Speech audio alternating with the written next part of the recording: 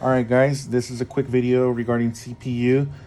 This is the heatsink fan for the processor or CPU, central processing unit. And it's basically down here. It's latched on via some pins.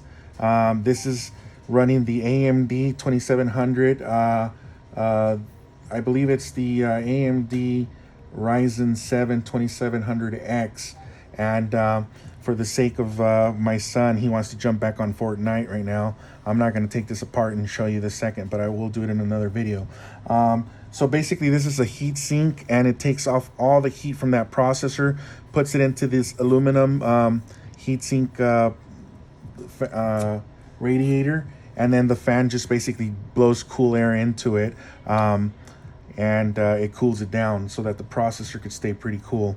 For the most part, all you need is basically this cable here going to the motherboard to pull power over to the fan, and that's pretty much how it works. There's really nothing to it. When taking off your heatsink, in between the processor and the heatsink, there's going to be some thermal paste. We usually like to use Arctic ice or Arctic cool paste.